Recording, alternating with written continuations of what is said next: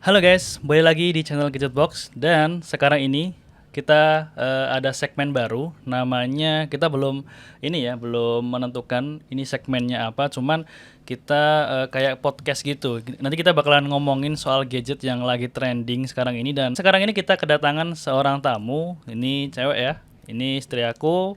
Kenalin namanya siapa? Ya, perkenalkan semuanya buat yang belum kenal pasti belum kenal ya. Aku Dede. Di sini aku diundang buat ngegibah. Ya, gibah gadget lah. Namanya katakanlah gibah gadget lebih enak ya sebenarnya ya. Iya. Nah, kali ini kita bakalan ngomongin nih soal Samsung Galaxy Z Fold 3 dan juga Samsung Galaxy Z Flip 3. Nah, kita mau mulai dari mana nih?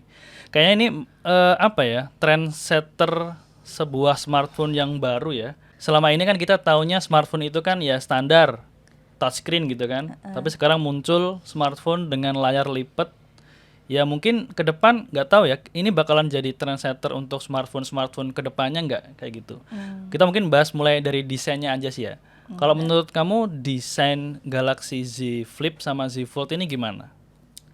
Menurut aku sih sangat menarik ya, apalagi kalau buat di dunia persmartphonean. Hmm.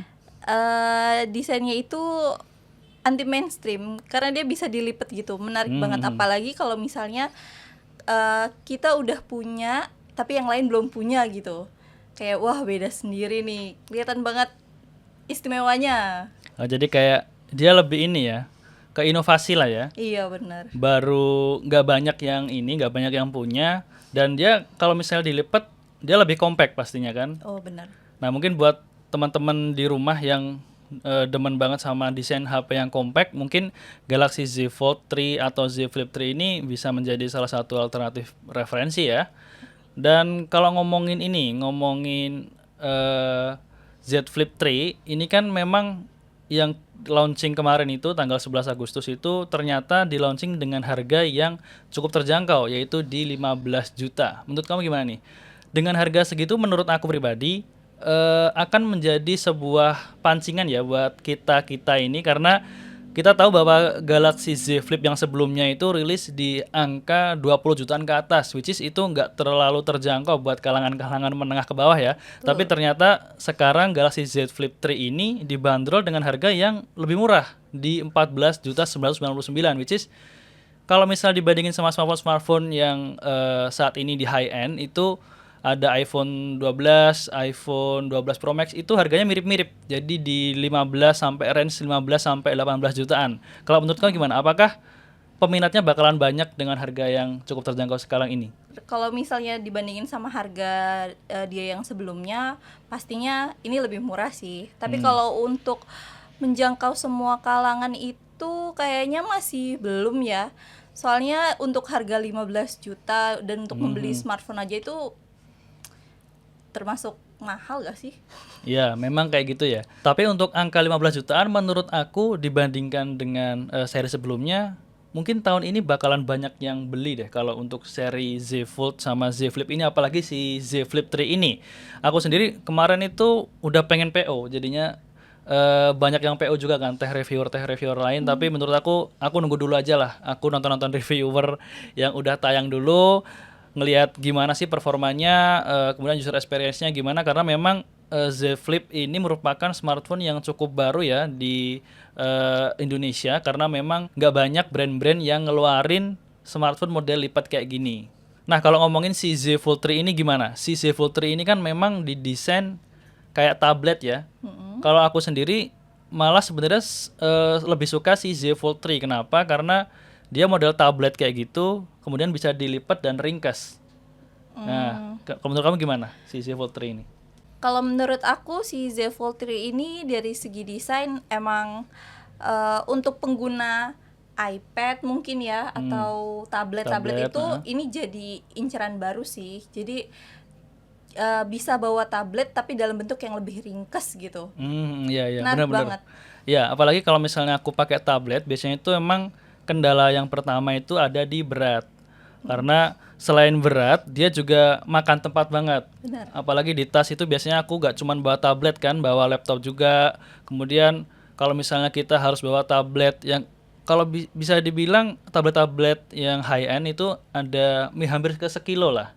Tapi kalau misalnya kita pakai Z Fold ini, kita nggak harus naruh itu di tas kan, bisa kita taruh di saku, kemudian lebih apa ya, lebih fleksibel aja. Jadi kalau misalnya buat kemana-mana, menurut aku Z Fold 3 ini kalau misalnya itu harganya, memang harganya turun ya dibandingkan dengan seri sebelumnya, tapi kalau misalnya ada di angka atau di bawah 20 jutaan, mungkin bakalan jadi price range yang menarik untuk sebuah foldable phone. Mungkin kalau misalnya Samsung pengen nurunin harga, ya dipotong aja speknya. Menurutku spek dari si foldable atau Samsung Galaxy Z Fold ini terlalu terlalu tinggi. Terlalu canggih ya. Terlalu canggih, dan mungkin buat kebanyakan orang itu nggak bakalan kepakai semuanya sih. Benar.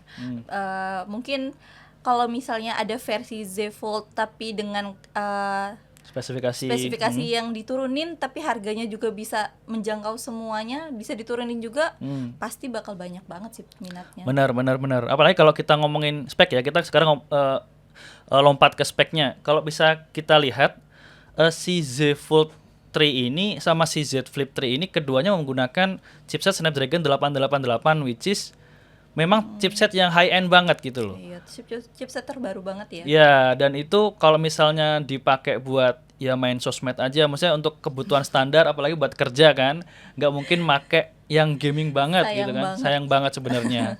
Apalagi satu lagi nih, baterainya itu nggak gede-gede amat. Kalau si Z Flip 3 ini cuman di 3300 mAh, sedangkan si Z Fold 3 ini ada di 4400 mAh. Memang cukup kecil ya untuk ukuran smartphone dengan chipset yang tinggi gitu loh.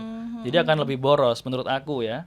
Mungkin seharian pemakaian tuh nggak cukup kali ya.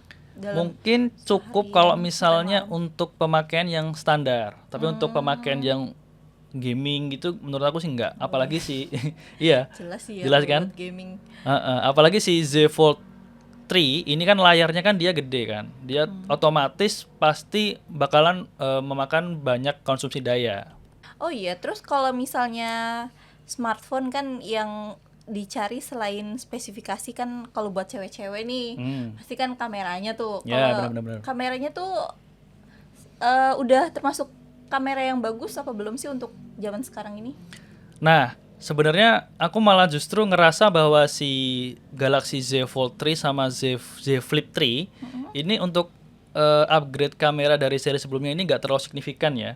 Sebenarnya aku ngerasanya memang perubahan yang cukup signifikan antara Z Fold 3 sama Z Flip 3 ini lebih ke materialnya. Tapi untuk upgrade kamera, aku rasa ini masih standar aja. Kalau kita lihat dari spesifikasinya, bahkan ini masih menggunakan kamera dengan resolusi 12 megapiksel rata-rata.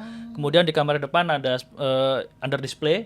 Ini menarik juga, under display kamera ya di kamera depan. Jadi kalau misalnya kita lagi ngelihat movie gitu di Z Fold 3 gitu, itu bakalan kesamar jadi kamera. Jadi gak kayak ada kameranya gitu.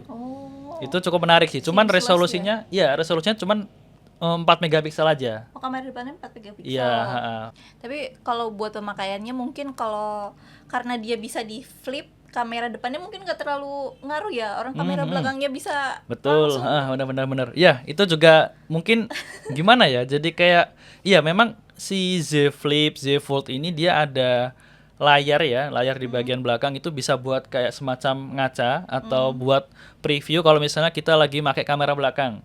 Jadi mungkin kebanyakan orang itu untuk yang beli Z Flip 3 atau Z Fold 3 malah nggak pakai kamera depan, karena mereka lebih pakai kamera belakangnya, dan mereka juga bisa ngaca gitu di belakang gitu kan. Iya, itu bener sih. Kualitasnya lebih bagus juga. Iya, kualitasnya lebih bagus juga di kamera belakang dibanding kamera depan gitu.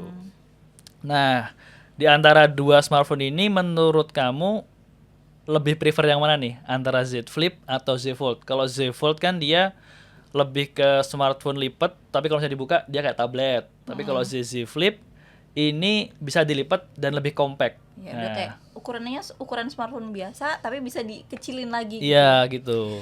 Kalau aku sih jelas milih yang flip. Kenapa tuh?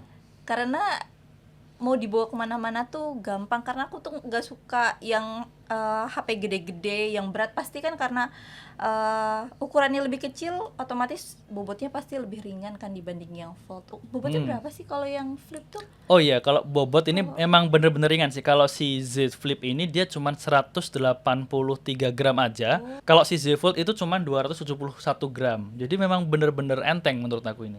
Iya, tapi lebih enteng ya Z Flip ya.